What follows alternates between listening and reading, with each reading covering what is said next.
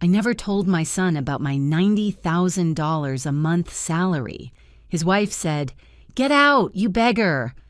My son threw my things out the door. A month later, I bought the house of their dreams right across the street when they saw my name. Good day, dear listeners. It's Diana again. I'm glad you're here with me. Please subscribe to my channel and like this video. And also let me know in the comments which city you're listening from. That way I can see how far my story has traveled. My name is Margaret Elaine Caldwell. I was 61 years old when my daughter-in-law called me a pauper, and my son threw my suitcase onto the front porch. And the strangest part? Not once in all the years before that night had I ever told either of them what I earned. Let me take you back to the beginning. I had worked as a senior financial compliance officer for a private investment firm in Atlanta for nearly 2 decades. The work was quiet, careful, and well compensated. My salary, $90,000 a month, was something I had never announced to anyone. Not out of shame, out of habit. My mother had raised me to believe that money spoken of carelessly becomes a weapon in someone else's hands. I kept my finances the way I kept my personal life, orderly, private, and mine. When my husband Gerald passed 8 years ago from a stroke, I threw myself into work. Our son, Daniel, was 32 by then, grown, settled, employed as a project manager at a mid-size construction firm. I was proud of him. He had Gerald's jawline and my stubbornness, which I always considered a blessing in the right proportions. Daniel met Kristen at a mutual friend's barbecue in the summer of 2019. She was pretty in an obvious way, loud in a charming way, and absolutely certain of her own intelligence in a way I recognized as fragile, but chose to overlook. I liked her. I tried to like her. I brought her flowers when she moved in with Daniel. I helped address their wedding invitations. I held my tongue when she rearranged the furniture during Christmas dinner before the guests had even arrived. For 3 years, I visited every few weeks. I stayed no more than a weekend. I brought groceries, helped with the garden, babysat their rescue dog Biscuit when they traveled. I never once asked Daniel about his finances. I never once asked Kristen to justify herself to me. I thought we had a quiet understanding. The kind that doesn't need to be named. I was wrong about that. The first warning sign came in January of last year. I arrived for a visit and noticed my usual room, the small guest bedroom at the end of the hall, had been converted into a meditation studio. There was a purple yoga mat on the floor and a diffuser making the air smell like eucalyptus. Kristen mentioned it casually while refilling her coffee, that she hoped I didn't mind sleeping on the pull-out sofa in the living room. She did not ask. She hoped. I slept on the sofa. The second sign came a month later. I overheard Kristen on the phone with her sister. I wasn't eavesdropping. I was walking past the kitchen doorway, but I heard her clearly enough. She doesn't contribute anything, Sandra. She just shows up and expects to be treated like royalty, and Daniel won't say a word about it. I stood still for a moment. Then I continued walking to the living room and sat down with my book. The third sign came in April. Kristen began asking Daniel, within earshot of me, about the possibility of them needing more space. She had a habit of framing all her desires as mutual. We feel like we need more privacy, Daniel. We feel like it's important to establish our household boundaries. I watched Daniel nod along, and I recognized something in his nod that I didn't want to name yet. But it was the evening of May 14th that changed everything. I had taken the train down for what I believed was a planned visit. Daniel had texted me the week before, "Come this Saturday, Mom, we miss you." And I had made a pot of homemade chili to bring along and packed a small bag for 2 nights. I arrived at 6 in the evening. Kristen answered the door. She looked at me, at my bag, at the pot in my hands, at my sensible shoes, and her expression shifted from surprised to something else entirely, something I can only describe as decision. "Margaret," she said, and she had never called me that before. It had always been either nothing or an obligatory Mom. "Daniel and I have been talking. We've decided we need this space for ourselves. We're not in a position to host family indefinitely." I looked past her shoulder. Daniel was standing in the hallway. He was looking at his phone. "Daniel," I said. He looked up. He looked at me, and then he looked back down. Kristen stepped onto the porch and kept her voice even and pleasant, the way someone does when they've rehearsed the conversation 3 times. "We think it would be better for everyone if you found your own place to stay when you visit. You're retired, right? You must have some savings. There are perfectly nice hotels not far from here." I thought about correcting the word retired. I was not retired. I had never said I was retired. But I looked at Daniel, who was still examining his phone screen, and I understood that the word retired was not an accident. It was an architecture. They had built a version of me, diminished, dependent, done, and they had been living next to it for some time now. "Get out," Kristen said then, and dropped the pleasantness entirely. "I mean it, Margaret. You've got nowhere to be and nothing to offer. We don't need a penniless old woman camped out in our home." Daniel set his phone on the hallway table and walked upstairs without saying a word.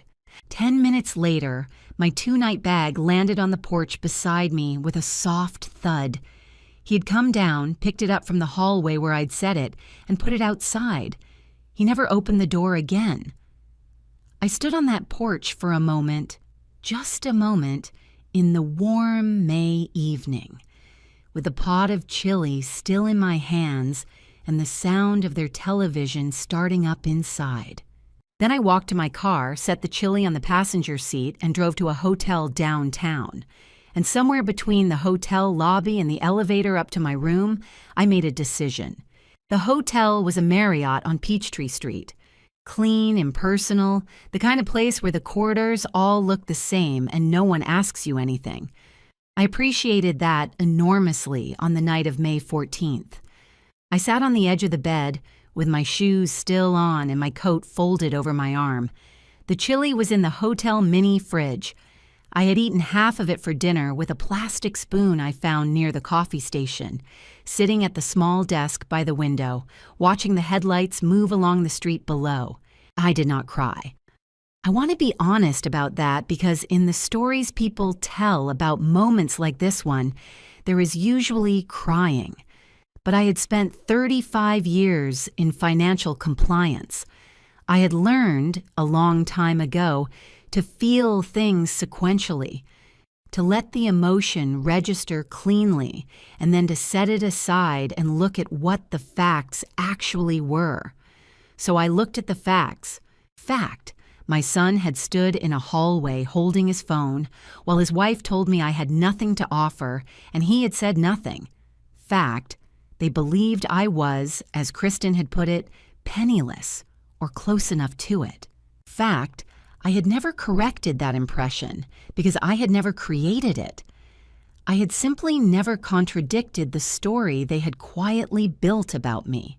Fact, I earned $90,000 a month, had done so for nearly 2 decades, had invested carefully and lived modestly, and possessed assets that would make Kristen's jaw unhinge from her face if she ever knew the number. Was there some part of me that felt the cruelty of being dismissed by my own child? Yes. I won't pretend otherwise.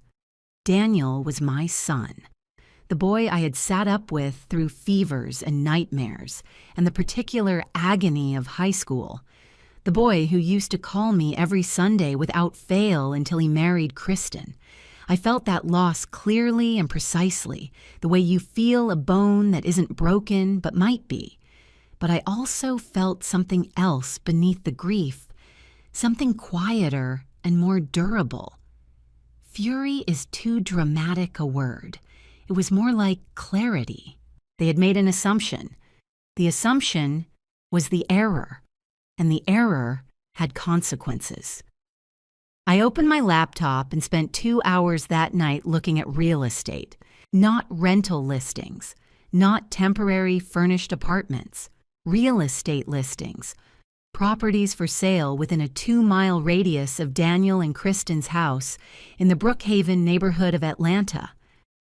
Why so close? I will be honest about that, too. Part of it was practical. I had spent 3 years weaving Daniel's neighborhood into my rhythms. The coffee shop I liked, the walking trail along the creek, the farmer's market on Saturday mornings.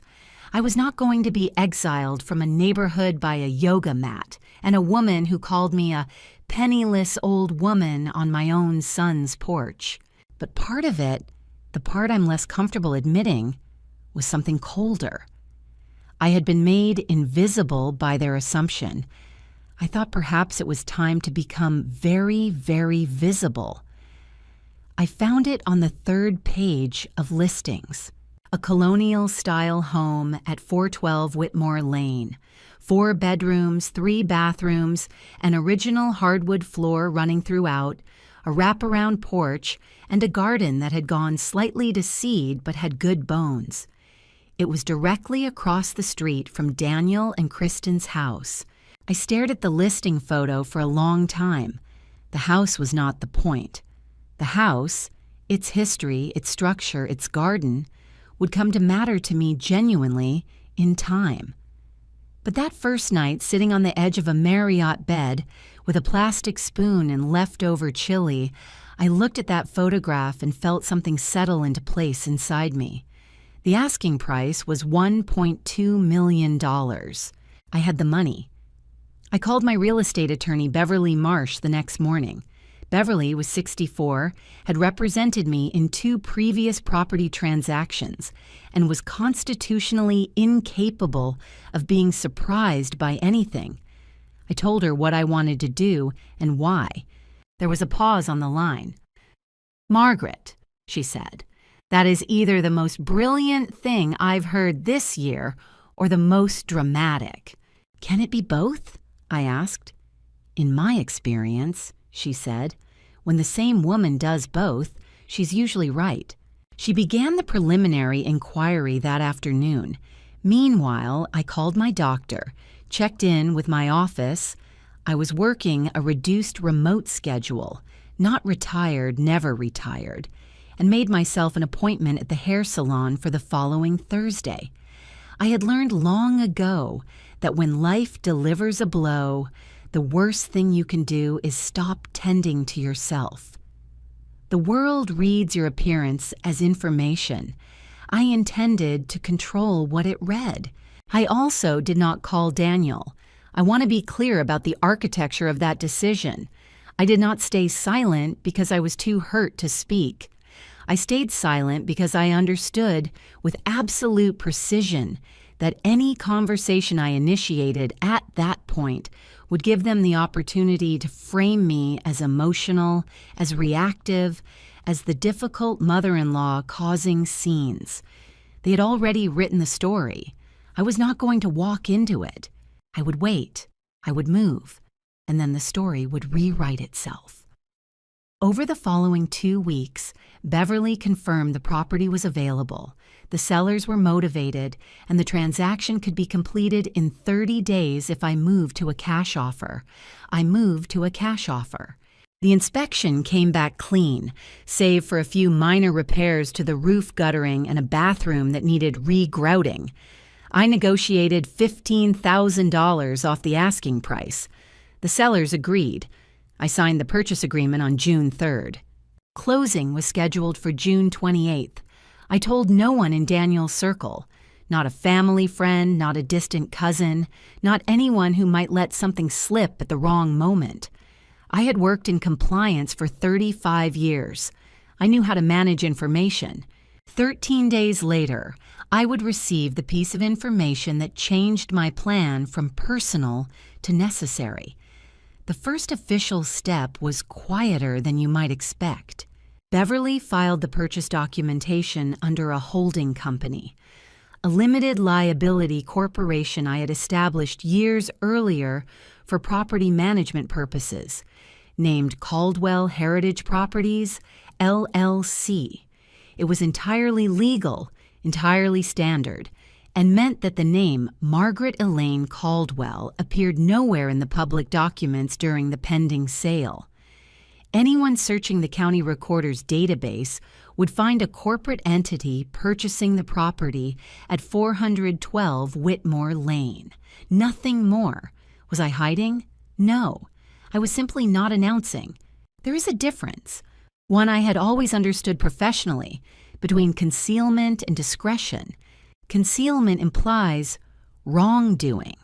Discretion implies judgment. I was exercising judgment.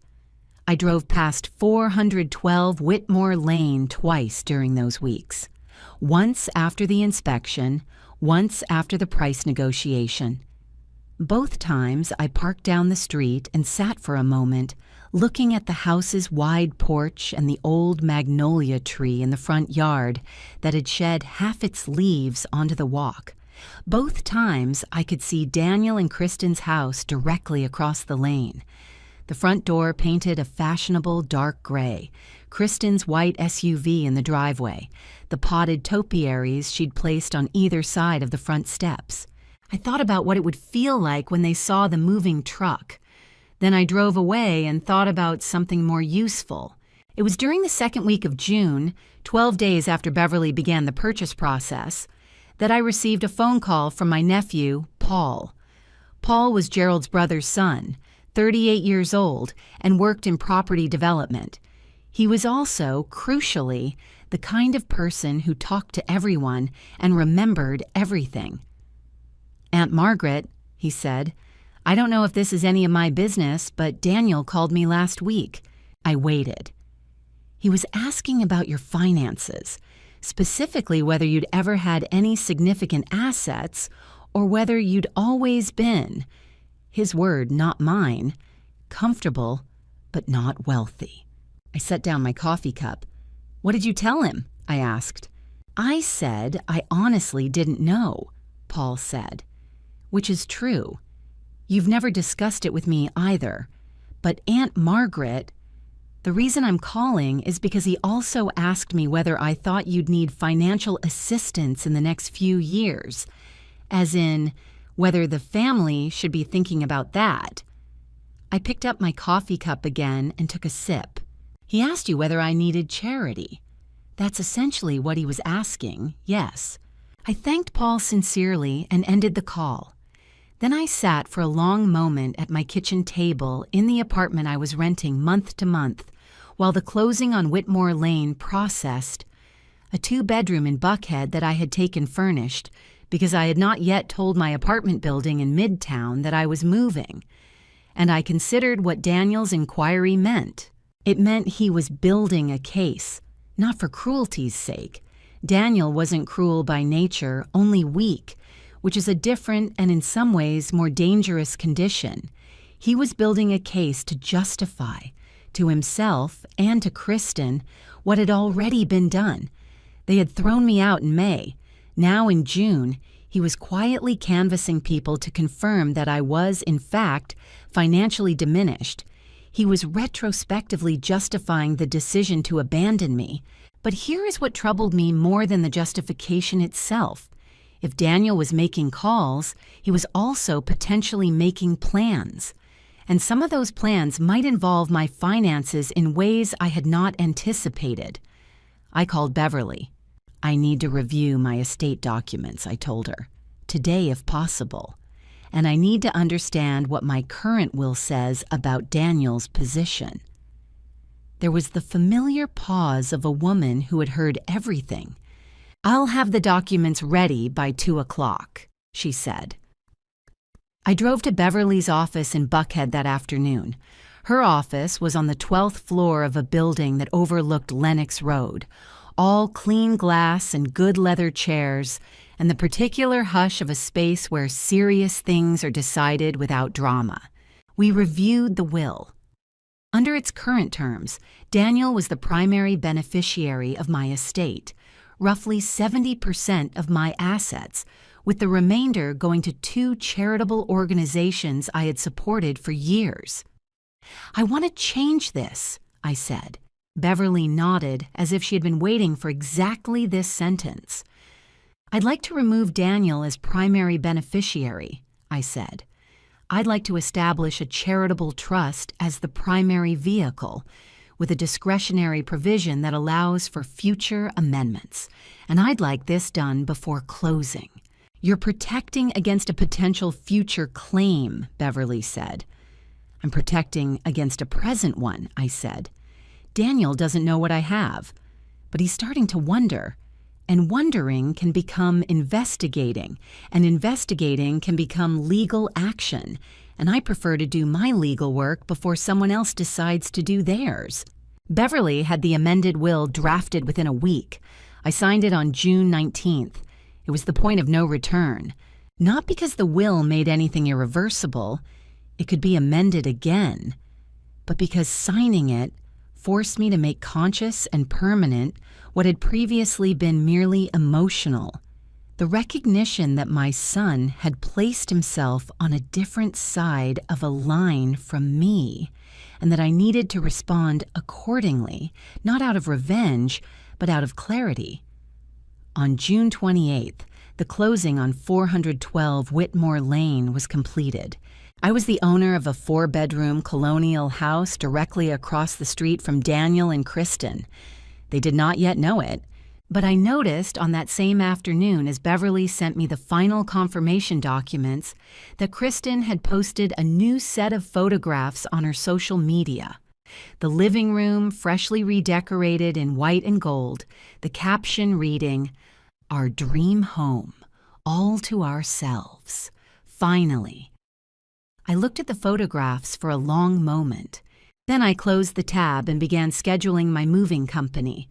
The moving company arrived at 412 Whitmore Lane on a Saturday morning in mid-July. It was a warm day, that particular Atlanta warmth that sits on your shoulders like a hand. And the magnolia tree in the front yard had recovered some of its composure since I'd had the walks swept and the garden lightly tidied. I had spent the previous week at the house in an unofficial capacity, directing the handful of tradespeople Beverly had helped me contract for the gutter repairs and the bathroom regrouting, choosing paint colors from samples I taped to the walls, walking through each room at different times of day to understand how the light moved. The house had good bones, as I'd thought from the listing. It had been owned by a retired professor for 30 years before his family sold it, and it had the quiet, settled quality of a place where someone had actually lived rather than simply staged for resale. I liked it immediately and genuinely. That surprised me a little. I had expected to feel strategic about it. Instead, I felt at home. The moving truck was large. I had pulled my furniture from a storage unit where I had placed it 2 years earlier, following a partial apartment consolidation, and it blocked much of Whitmore Lane for the better part of 3 hours. The crew was professional and efficient. I directed traffic from the porch with a clipboard and a cup of coffee. I did not look across the street. I didn't need to. I could feel the moment they noticed. It happened at about 10:30 in the morning. I heard the front door of Daniel and Kristen's house open. Then I heard Kristen's voice. Not the words, just the pitch and register of it, which told me everything. Then silence. Then Daniel's voice. Then a long pause. Then footsteps crossing the street. I was reviewing the placement of a bookcase with one of the movers when Kristen appeared at the end of my front walk. She was wearing athleisure wear, and her hair was pulled back, and she had the expression of someone who has just seen something that violates the internal logic of their universe. "What is this?" she said. I turned and looked at her pleasantly. "Good morning, Kristen. It's a moving truck. This is your house?" Her voice had gone very flat. "You bought this house?" "I did," I said. Would you like some coffee? I have a thermos. She stared at me. How? How did you? You thought I was a penniless old woman who had nowhere to be and nothing to offer, I said. And I said it without any particular heat, the way you repeat a fact back to someone to demonstrate that you've retained it. I remember. You said it on your porch. The color that moved across Kristen's face was extraordinarily complex. "Daniel," she called without turning. He had been standing at the edge of the front walk, I realized, for at least 30 seconds. He walked up slowly. He looked at the house. He looked at me. He looked at the movers carrying in my dining room table, which I had chosen 30 years ago at an estate sale, and refinished myself. "Mom," he said, "just that." "Daniel," I said. There was a long silence. A mockingbird in the magnolia tree sang 3 separate songs in quick succession, which seemed appropriate. "You can't be serious," Kristen said, turning back to me. Her voice had found its edge again. "You did this on purpose. You did this to spy on us, to harass us." "I bought a house," I said, "in a free market, in a neighborhood I've been visiting for 3 years. There's no legal mechanism preventing that." "We'll see about that," she said. And the way she said it told me she was reaching for weapons she didn't actually have. I didn't respond. I turned back to the mover and told him the bookcase looked fine where it was. Over the following 3 days, I received 4 phone calls from Daniel, which I did not answer. I received 2 text messages, one asking me to reconsider, which was vague enough to mean nothing, one telling me that what I was doing was not normal behavior, which I found slightly amusing given the circumstances. On the 3rd day, an attorney's letter arrived at my new address. Kristen had retained a family law attorney, a man named Brett Hollis, who had sent a letter suggesting that my purchase of the adjacent property constituted an act of targeted harassment and threatening to file for a restraining order if I engaged in any form of surveillance, trespassing, or intimidation. I forwarded it to Beverly. Beverly's response when she called me that afternoon was almost musical in its restraint. "He's citing a statute that applies to domestic abuse situations between former intimate partners," she said. "You are your son's mother. You purchased a property on the open market using lawful funds. You have had precisely 1 conversation with your daughter-in-law since moving in which she approached you in public on your own property. What do you recommend?" I asked. "I recommend we send Mr. Hollis a very polite letter explaining that we are aware of the applicable law, that my client has committed no actionable conduct, and that any attempt to file a frivolous restraining order will be met with a counterclaim for attorney's fees and sanctions." We sent it. Mr. Hollis did not respond. That evening, I sat on my wraparound porch in the early dusk and watched the fireflies come out over the garden. My neighbor to the north, a retired schoolteacher named Doris, I would later learn, waved from her own porch, and I waved back, and we didn't say anything, which was the right amount of communication for a first evening. I was tired.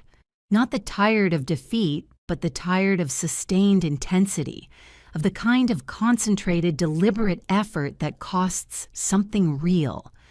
I allowed myself 3 days of quiet. I called no one professional. I made no decisions. I sat in the garden in the mornings, walked along the creek trail, ate well, slept long, and let the house begin to feel like mine. On the 4th morning, I made coffee, sat at the kitchen table, and opened my laptop. There was more to be done. I could feel it. It was Doris who told me, without knowing she was doing so, that I needed to stop moving in private and start living in public. We had our first real conversation 3 days after my quiet period ended. She was deadheading her roses along the fence line, and I had brought out a pair of gardening gloves to begin work on my own somewhat neglected beds. And we fell into the natural rhythm of 2 people who are both crouching near the ground and have nothing urgent to accomplish. Doris Whitfield was 68 years old, had lived at her address on Whitmore Lane for 22 years, and had watched the neighborhood change with the equanimity of someone who had long ago decided that equanimity was the only reasonable response to change. She had been a high school English teacher for 30 years. Her husband had died of cancer 6 years prior. She had 2 daughters who called her every Sunday, and she was, as I would come to understand, the informal social memory of the entire block. The house has been empty for nearly a year, she told me, working her pruning shears around a particularly leggy stem. Dr. Abernathy's family took forever to settle his estate. We're all glad someone's moved in. It's a good house, I said. It is, she agreed. I always said so. Dr. Abernathy used to have the most beautiful hydrangea along that south fence. You should think about replanting it. We talked for 40 minutes. She did not ask me anything personal, neither did I. But by the end of it, I had been invited to her garden club's monthly meeting, which apparently took place in members' houses in rotation, and had accepted. I liked her. She was precise and warm in equal measure, which is a rare and valuable combination.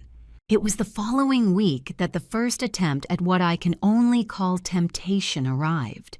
Daniel called on a Tuesday morning. I was at my desk. I worked from home on Tuesdays reviewing compliance filings for 2 ongoing client accounts, and I let it ring twice before I answered. Not to be difficult, but because I had learned to let things arrive at their own pace rather than rushing toward them. "Mom," he said, "I want to talk." His voice was different from the last time I had heard it. Quieter, more careful. Kristen's influence was present in the preparation of it. I could tell. This was not a spontaneous call. "I'm listening," I said. "We, Kristen and I, think that this situation has gotten out of hand. We'd like to sit down with you, have a real conversation, put things behind us." "That's a generous framing," I said. "Mom, please, we've been talking and we agree that some things were said that shouldn't have been said, and we'd like to move forward."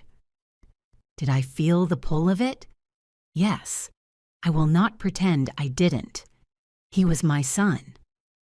The sound of his voice saying, "please," in that particular register, the register I associated with the 18-year-old who used to call home from college when something had gone wrong, reached something in me that I had not fully armored against. But I was listening very carefully to what he was actually saying. He had not said, "I was wrong." He had not said, "I should have stopped Kristen." He had not said, "You deserved better from me." He had said that things had been said that shouldn't have been said. A passive construction designed to distribute responsibility so evenly that no one could be held to any of it, and that they wanted to move forward. Move forward almost always means, let me off the hook and stop doing the thing that makes me uncomfortable. "I'm not interested in moving forward for its own sake, Daniel," I said. "If you want to have a genuine conversation about what happened, I'm available for that. But I won't agree in advance to outcomes before we've had it." There was a pause. "Kristen thinks," he started. "What do you think?" I asked. "Not Kristen, you." Another pause, longer this time. "I think we should talk," he said, "in person." "Then come over," I said, "whenever you're ready. You know where I live." He did not laugh. I had not expected him to. But I had said it anyway, and it settled something for me. A small, precise weight lifted from my chest. I did not hear from him again that week. But something else happened that week that mattered more. I went to Doris's garden club meeting, held at a woman named Patricia's house 4 blocks away, and I met 6 women ranging in age from 55 to 79, and I sat among them for 2 hours and drank good tea and listened and talked. And by the end of it, I felt something I had not felt since May. Anchored, that was the word. I had been floating since the evening on Daniel's porch in a space that was strategic and necessary but profoundly solitary. The plan I was executing was the right plan, but a plan without community around it has no texture, no witness, no life. These women, Doris, Patricia, and the others, were not part of my plan. They were better than the plan. They were my actual life on Whitmore Lane beginning. I walked home that evening through the warm August air, past the hydrangea patch I had begun to rehabilitate, and I felt, clearly and calmly, that I was exactly where I was supposed to be. They came on a Saturday. I had not been given advance notice. The doorbell rang at 11 in the morning while I was on the porch reading, a biography of a woman I admired, a Federal Reserve economist who had been consistently underestimated throughout her career and had found that quietly instructive. And I looked up to see both of them standing at my front gate. Kristen was carrying a plant, a small potted orchid wrapped in tissue paper. The orchid said, "We come in peace." The set of Kristen's jaw said something else entirely. I set my book down and went to the door. "We were in the neighborhood," Kristen said, which was technically true in a way I found faintly absurd. She held out the orchid. "We wanted to bring this as a housewarming." I accepted the orchid. "Thank you, come in." I made coffee. I am a good host. This is not a function of warmth in every circumstance. It is a function of discipline. I put out the cups I liked, the ones I'd bought at an estate sale in Decatur, and I sliced the lemon pound cake I had made the previous day because I had felt like baking, and we sat at my kitchen table in the house they had presumably not imagined I owned, and I looked at them and waited. Kristen spoke first. "Margaret, we want you to know that we've reflected seriously on the way things have gone, and we think, both of us, that family is important. We don't want to be at odds." It was beautifully delivered. I noted the word reflected rather than reconsidered, which implies thinking but not revision. I noted the word odds rather than conflict, which depersonalizes what happened. "That's good to hear," I said. "We were thinking," Daniel said, and he looked at his coffee cup as he said it, "that maybe now that you've settled here, there might be a way to restructure things. Make things feel more normal." "What would that look like?" I asked. And here is where the mask shifted. Kristen leaned forward slightly. "Well, for example, you're here, right across the street. We're here. It would make sense to think about how that affects things like..." She paused, and the pause was calculated. Property, estate planning, long-term family arrangements. I let the silence sit for a moment. "You're asking about my estate," I said. Kristen did not flinch. "We're saying that now that we're neighbors, it makes sense to think about the future together, as a family. We could be part of your decision-making," Daniel added, and I heard in the word part the shadow of the word control. "You shouldn't have to manage all of this alone." I looked at my son. I thought about the boy I had raised, not with rose-tinted nostalgia, but with the clarity of genuine memory. He had been, in childhood, a gentle and perceptive child. He was not a bad man. He was a man who had allowed someone else's desire to become his own, so gradually and completely that he had forgotten where one ended and the other began. "Daniel," I said, "I appreciate the concern, but I have an attorney, an accountant, and a financial advisor who are all fully capable of helping me manage my affairs. What I don't have any particular shortage of is input." Kristen's voice hardened with remarkable speed. "What we're saying, Margaret, and I think you know this, is that the situation you've created, buying this house, living here, it's not sustainable. It's not normal. People talk." "Which people?" I asked, genuinely curious. "Neighbors, family, everyone can see what you're doing." "And what am I doing?" I asked. She paused. Because the honest answer, you are living your life in proximity to ours and it makes us uncomfortable, was not an accusation she could make openly without it collapsing under its own weight. You're trying to make us feel guilty, she said instead. I'm drinking coffee at my own kitchen table, I said. If you feel guilty, Kristen, that's a conversation between you and whatever you did to earn the feeling. Daniel made a sound that wasn't quite a word. Kristen stood up. This was a mistake, she said. We tried to be civil. We tried to extend an olive branch, and you brought me an orchid and asked about my estate within 10 minutes of sitting down, I said evenly. I'm not sure that's what an olive branch looks like. They left. Kristen walked quickly. Daniel walked more slowly and looked back once, just once, at the house, and then at me, and then he turned and followed his wife. I stood in the doorway for a moment after they'd gone. Did I feel fear? Yes. A small, cold version of it, sitting just below the sternum. Not fear of them precisely. Fear of the thing they represented. The possibility that this would never resolve, that my son had gone somewhere I couldn't follow, that the distance between who he had been and who he had become was now a permanent geography. But fear, I had learned in 61 years, is information, not instruction. It tells you something is at stake. It does not tell you to retreat. I went back inside. I cleared the coffee cups. I ate a piece of the lemon pound cake. Then I sat down at my desk and wrote Beverly a 4-paragraph email outlining exactly what had been said at my kitchen table, in the order it had been said, with specific attention to the language around estate planning and family arrangements. Document it, Beverly had told me at the very beginning. Everything, with dates. I had been documenting it since May. The Whitmore Lane Neighborhood Association held its quarterly meeting on the second Thursday of September in the community room of the local library on Dresden Drive. It was a small and functionally minded organization.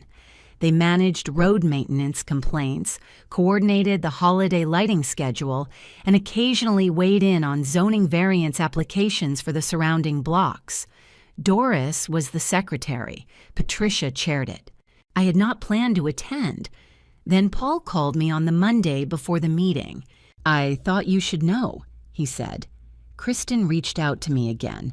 She's apparently contacted 2 or 3 people in the neighborhood. I'm not sure how she got the contacts.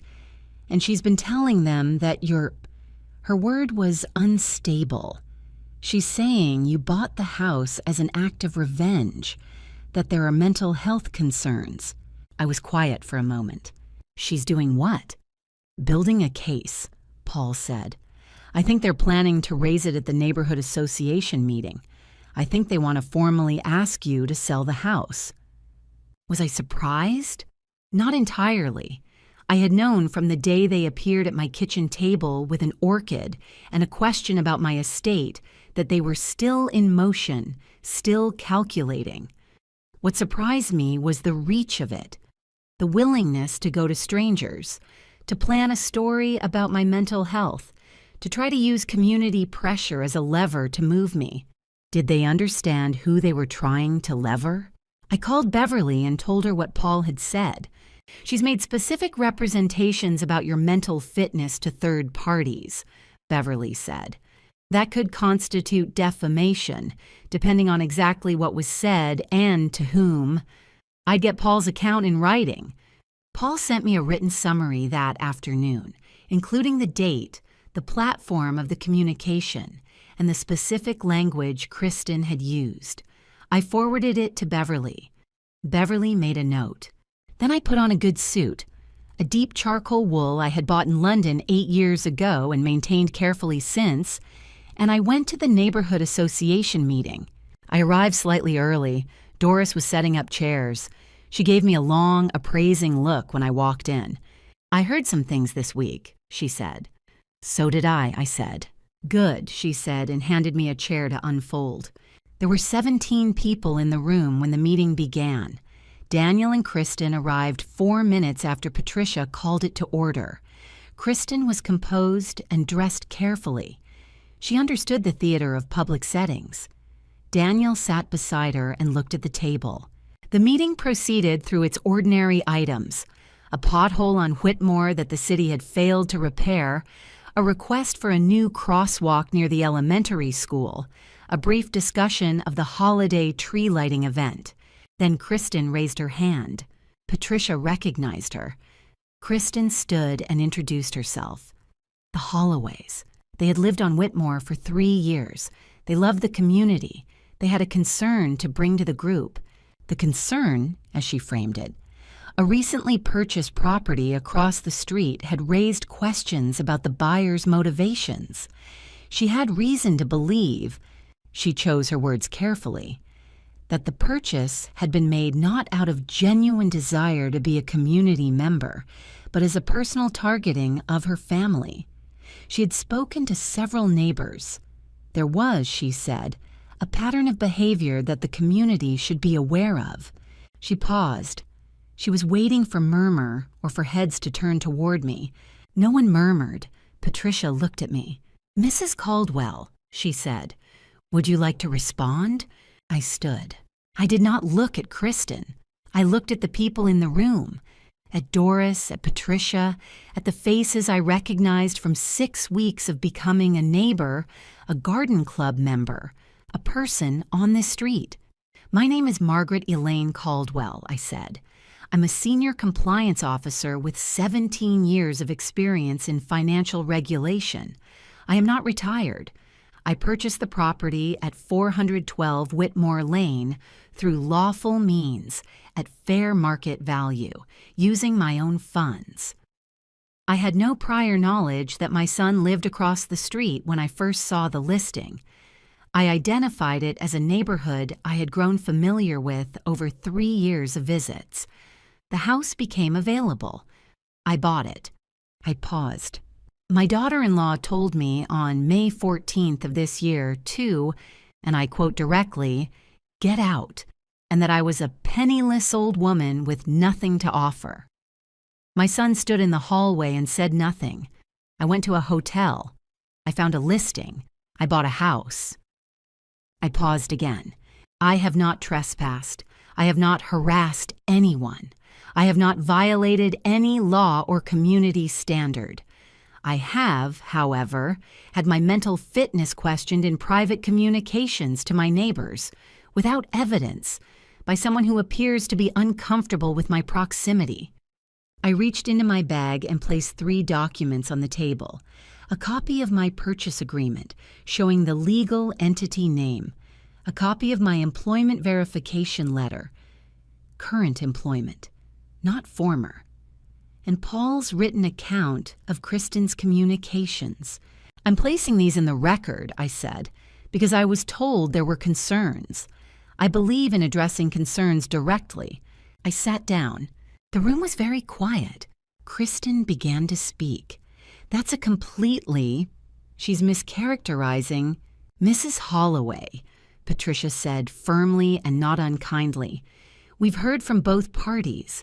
I don't think this is a matter for the neighborhood association to adjudicate. Mrs. Caldwell is a lawful property owner and has been a present and engaged member of this community. I'm going to move us along to the next item." "There are things she hasn't told you," Kristen said. "Kristen," Daniel said very quietly.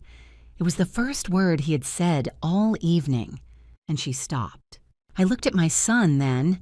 He was looking at the table. His hands were flat on the tabletop, and I could see in the careful stillness of his posture something I recognized. The expression of a person who has finally, at great cost, seen the thing clearly. I looked away. Patricia moved to the next item. Someone asked about the crosswalk again. The meeting ended 40 minutes later. People filed out slowly. 3 of them stopped to speak to me. Briefly, without ceremony, in the way that people do when they want to register a position without making a speech of it. One of them was a woman I hadn't met before, named Helen, who shook my hand and said, My mother-in-law lived with us for 12 years. She was the best thing in our house. I thanked her. I drove home. I sat on my porch. The fireflies were gone. It was September, too late in the year. But the air was still and the street was quiet, and the magnolia tree was standing exactly where it had always been. I felt cold and clear and absolutely certain of myself. Beverly called me on a Friday morning, 3 weeks after the neighborhood association meeting. "I've been doing some research," she said, "into Mr. and Mrs. Holloway's financial situation for purposes of the defamation inquiry." "Tell me," I said. What she told me was not dramatic. It was the steady, unglamorous accumulation of poor decisions made by two people who had arranged their lives around assumptions that were no longer operable. Daniel and Kristen had purchased their house in Brookhaven 3 years ago at the top of their financial reach. Kristen had left her marketing position 8 months ago to pursue independent consulting, which had not produced meaningful income. Daniel's salary was comfortable, but not abundant. They had significant credit card debt from the renovation. The refurbished living room Kristen had photographed in white and gold and captioned, "Our Dream Home." They had also recently attempted to refinance the house and been declined. "Why declined?" I asked. "Debt-to-income ratio," Beverly said. "The renovation put them over the threshold. And Hollis hasn't filed anything. He won't. There's no case, and I suspect his retainer has not been replenished." I thought about this with the same professional equanimity I had applied to every financial assessment I had ever made. Here are the facts. Here are the conditions. Here is what is real. "I want to send Daniel a letter," I said, "personal, not legal, from me." I wrote it that afternoon at the kitchen table, longhand, on good stationery. I did not ask Beverly to review it. It was a letter from a mother to a son, and it said what I actually thought, without softening and without cruelty. It said that I knew about the refinancing denial. It said I had updated my will in June after he had called Paul to assess my financial dependency, and that the update was not punishment, but protection. It said that I did not believe he was an evil person, only a person who had allowed someone else's contempt to flow through him because it was easier than resisting it. It said that the money had never been a secret kept as a power move. It had been private because I had always believed that money disclosed carelessly becomes dangerous, and I had been right about that. It said that I would not be selling the house on Whitmore Lane.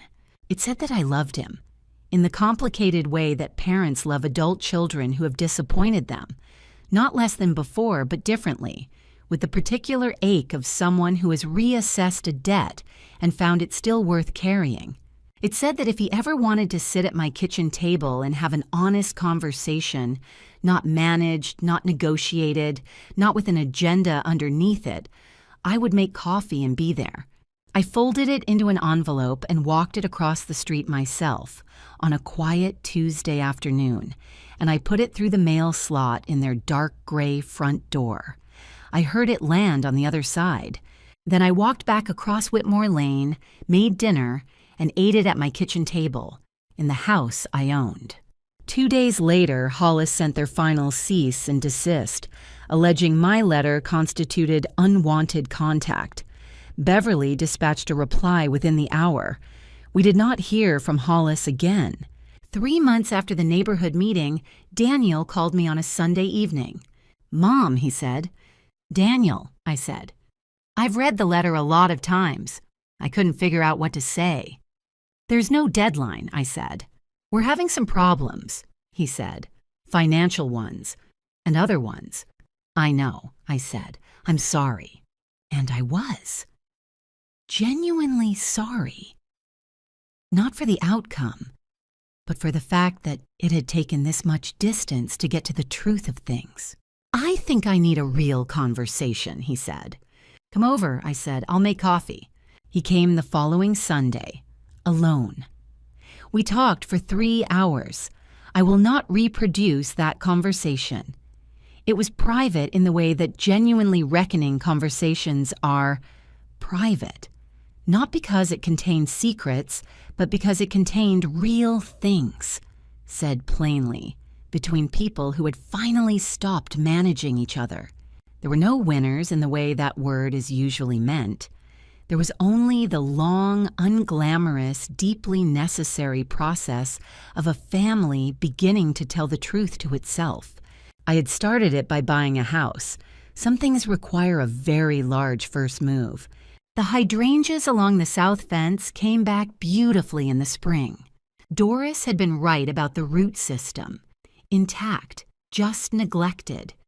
And with proper pruning and consistent watering through April, they produced that particular shade of blue lavender I have never been able to entirely predict, which I have come to appreciate as one of their finer qualities.